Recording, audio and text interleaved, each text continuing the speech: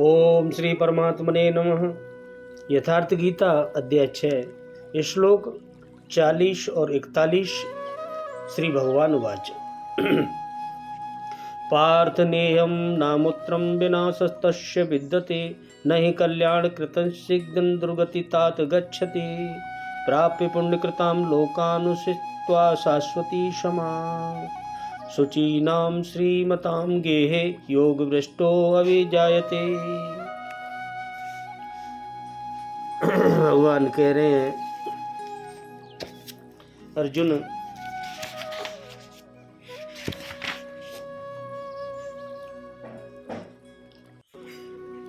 श्री भगवान बोले, हे पार्थ, उस पुरुष का न तो इस लोक में नाश होता है और न परलोक में ही, क्योंकि हे प्यारे, आत्म द्वार के लिए अर्थात भगवत प्राप्ति के लिए कर्म करने वाला कोई भी मनुष्य दुर्गति को प्राप्त नहीं होता है। और योग भ्रष्ट पुरुष पुण्यवानों के लोकों में अर्थात स्वर्ग आदि उत्तम लोकों में प्राप्त होकर उनमें बहुत वर्षों तक निवास करके फिर शुद्ध आचरण वाले श्रीमान पुरुषों के घर में जन्म लेता है।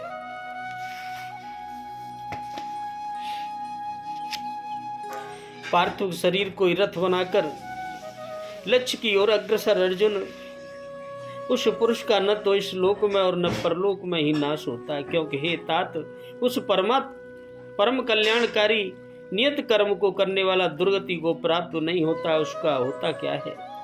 मन चलायमान होने से योग भ्रष्ट हुआ वह पुरुष पुण्यवानों के लोकों में वासनाओं को भोग कर, जिन वासनाओं को लेकर वह योग भ्रष्ट हुआ था, भगवान उसे थोड़े में ही सब दिखा सुना देते हैं, उन्हें भुगा देते हैं। उन्हें भोग कर वह सुचितानाम श्रीमताम शुद्ध आचरण वाले श्रीमान पुरुषों के घर में फिर जन्म लेता है।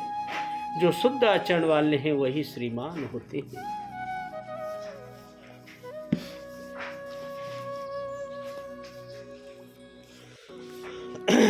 योग से विचलित हुए साधक इस लोक या परलोक में कहीं भी नाश नहीं होता। इसका क्या भाव है? वर्तमान स्थिति में पतन हो जाना ही नष्ट होना है। अतः मरने के बाद यदि उसका जन्म इस मनुष्य लोक में होता है तो यहाँ भी उसका पहले की स्थिति में पतन नहीं होता, उत्थान नहीं होता है। और यदि स्वर्ग आदि अन्य लोकों में जन्म होता है तो वहाँ भी पतन नहीं होता, उत्थान नहीं होता है। इस कारण उसका इस लोक में या परलोक में कहीं भी विनाश नहीं होता। वह जहाँ रहता है वहीं परमात्मा के मार्ग में आगे ही बढ़ता रहता है। इससे भगवान ने अर्जुन के उभय भ्रष्ट विषयक शंका का संक्षेप में उत्तर दिया है। अभिप्राय यह है कि वह न तो इस लोक में न परलोक में भोगों से वंचित रहता है और न योग सिद्धि रूपम परमात्मा प्राप्ति से ही वंचित रहता है। ही अव्यय यहाँ किस अर्थ में है? और उसके साथ कहने का कि कल्याण के लिए साधन करने वाले किसी भी मनुष्य की दुर्गति नहीं होती, इसका क्या भाव है? हे अव्यय यहाँ हेतुवाचक है और इसके सहित उपयुक्त कथन से भगवान ने साधकों को यह आश्वासन दिया है कि आप चिंता न करें। जो साधक अपनी शक्ति के अनुसार श्रद्धापूर्वक कल्याण का साधन करता है, उसकी किसी भी कारण से कभी शूकर कुकर कीट पतंग आदि नीच योनियों की प्राप्ति रूप या कुंभी पाकम आदि नरकों में प्राप्ति रूप दुर्गति नहीं हो सकती। भगवत प्राप्ति के लिए कर्म करने वाले कोई भी पुरुष दुर्गति को प्राप्त नहीं होता, ऐसा कहा गया है। किंतु यह क्यों कर संभव है? क्योंकि मनुष्य के पूर्वकृत पाप तो रहते ही हैं, उसके फलस्वरूप मृत्यु के अनंत उसकी दुर्गति भी हो सकती है। पूर्वकृत पाप रहते हुए भगवत प्राप्ति के लिए अर्थात आत्मोद्धार के लिए कर्म करने वाले किसी की भी दुर्गति नहीं होती है। ठीक है, ये मान लीजिए कि यह एक पुरुष ऋणी, उसका किसी के रुपए देने हैं, परंतु वह बेईमान नहीं है। उसके पास जो कुछ था वह सर्वस्व अपने महाजन को दे दिया है और जो कुछ भी कमाता है उसे भी शुद्ध नियत से देता आ रहा है और देना ही चाहता है। ऐसी अवस्था में दयालु महाजन उसे कैद नहीं कर पाता। जब तक उसकी नीयत ठीक रहती है उसे अवकाश देता है। इसी प्रकार भगवान भगवत प्राप्ति के लिए साधन करने वाले पुरुष की शुद्ध भावना देखकर उसके पापों के फल को रोककर उसे साधन करने के सब बंधनों से छूटने का मौका देते हैं। जब साधारण महाजन ही ऋणी को ऋण चुकाने के लिए अवसर देते हैं तब परम दयालु भगवान साधक को ऐसा अवसर दें, इसमें आश्चर्य क्या है? राजा भरत तो आत्म द्वार के लिए ही साधन करते थे तो भी उनके मरण के अनंत भरण की योनि प्राप्त हुई, ऐसी बात पुराणों में सुनी जाती है।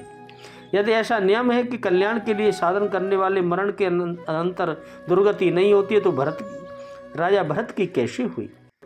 भरत बहुत अच्छे साधक थे, इसमें संदेह नहीं है, परंतु दया के कारण मोहवश एक हरण के बच्चे में उनकी आसक्ति और ममता हो जाने के कारण हो गई थी। अतः अंतकाल में उनका लक्ष्य टूट गया और हिरण के बच्चे का चिंतन बना रहा, इसलिए उन्हें हिरण की योनि प्राप्त हुई। क्योंकि अंतकाल में जिसका चिंतन रहता है उसे मनुष्य अवश्य प्राप्त होता है। वह प्रबल नियम है, उसका परिणाम भी होना चाहिए, परंतु भरत की बस पशु योनि प्राप्त होने पर भी वह दुर्गति नहीं समझी जाती, क्योंकि पशु योनियों में उसे पूर्व जन्म का स्मरण बना रहा और वे मोह शक्ति छोड़कर अच्छे साधकों के समान परम विवेक से युक्त रहे और सूखे पत्ते खाते हुए संयम पूर्वक पवित्र जीवन बिताकर दूसरे ही जन्म में ब्राह्मण का शरीर प्राप्त करके दुर्भाग्यास के बल से शीघ्र ही परम गति को प्राप्त हो गए। इसे उपयुक्त सिद्धांत में कोई बाधा नहीं आती। इसे इतिहास से तो यह शिक्षा ग्रहण करनी चाहिए कि भगवत प्राप्ति लक्ष्य किसी न छूटने वाले पावे। संसार में ऐसे बहुत से मनुष्य देखे जाते हैं जो कल्याण के लिए सत्संग और भजन ध्यान आदि साधन भी करते हैं और उनके द्वारा पाप कर्म भी होते रहते हैं। उनकी क्या गति होती है?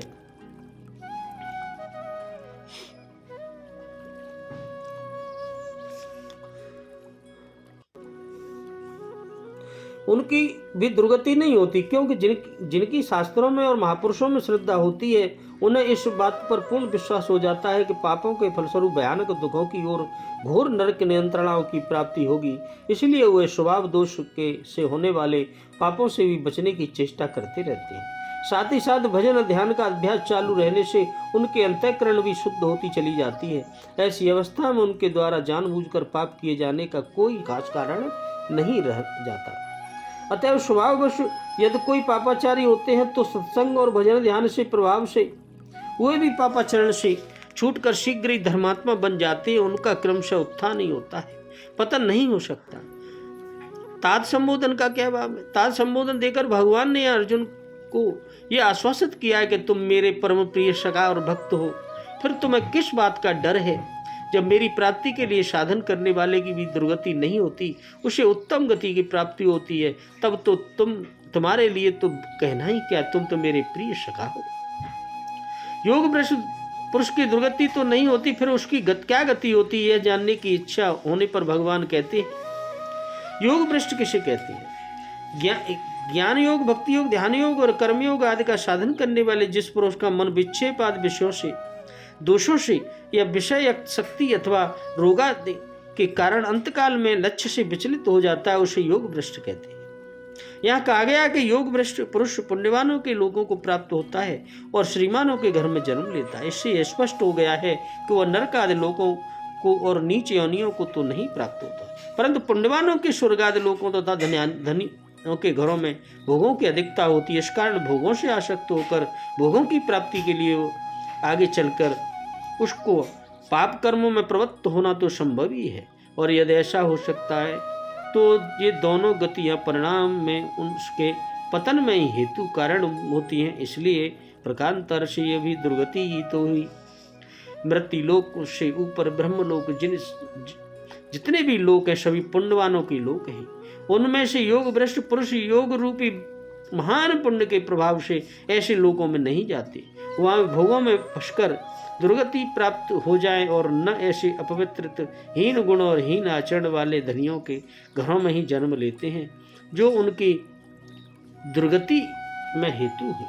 इसलिए श्रीमताम के साथ सुचित नाम विशेषण लगाकर पवित्र शुद्ध श्रेष्ठ गुण और विशुद्ध आचरण वाले धनियों के घर जन्म लेने की बात भगवान ने कही है।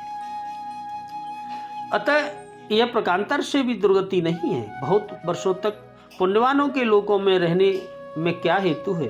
भोगों में आसक्ति ही उन लोकों में बहुत वर्षों तक रहने का कारण है, क्योंकि कर्म और उनके फल में ममता और आसक्ति रखना ही कर्म फल हेतु बनना है।